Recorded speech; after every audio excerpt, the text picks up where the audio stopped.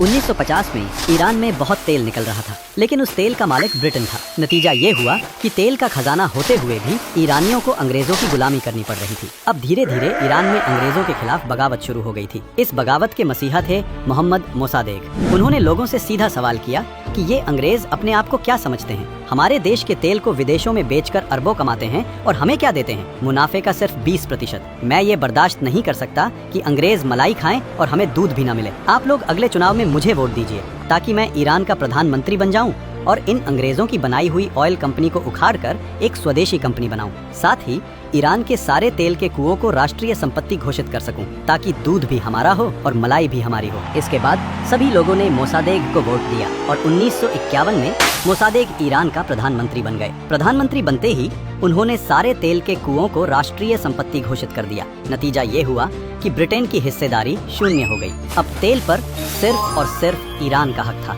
ये समय शीत युद्ध का था, जिसमें ब्रिटेन अमेरिका का साथी था। अब अमेरिका को डर था कि इतना बड़ा तेल का भंडार, और वो भी हमारे दुश्मन देश रूस के बगल में है, अगर ये हमारे हाथ से गया तो पहले तो तेल जाएगा और दूसरा रूस ईरान से दोस्ती कर सकता है, जिससे उसकी मिलिट्री और मजबूत हो जाएगी। अगर हमारे हाथ से ईरान गया तो हम सिर्फ भिखारी ही नहीं बल्कि महाकंगाल बन जाएंगे। इसलिए कुछ भी करके ईरान को समझा बुझाकर बाटली में उतारना होगा। फिर अमेरिका ने मोसादेक को समझाया कि भाई देख, मैं तुझे तेल में 30% मुनाफा दे दूंगा, लेकिन तेल के कुओं को राष्ट्रीय संपत्ति मत बना। मोसादेक ने जवाब दिया, तुम मुझे 30 क्या 99% भी दोगे तो भी मैं तुम्हें तेल में हिस्सेदारी नहीं दूंगा। वैसे भी सारे तेल के कुएं ईरान के हो गए हैं, अब हिस्सेदारी तो छोड़ो, तुम्हें तेल की एक बूंद भी नहीं मिलेगी। अमेरिका तिल मिला उठा और बोला, अब देखो, मैं तुम्हारा ऐसा हाल करूंगा कि तुम्हारी आने वाली नस्लें भी याद रखेंगी। इसके बाद अमेरिका ने ईरान के सारे विपक्षी नेताओं को गोनी भर भर कर पैसा दिया, मौलानाओं को सोना चांदी और हीरों से मालामाल कर दिया, सेना के प्रमुखों को टैंकों में नोट भर भर कर बांटे,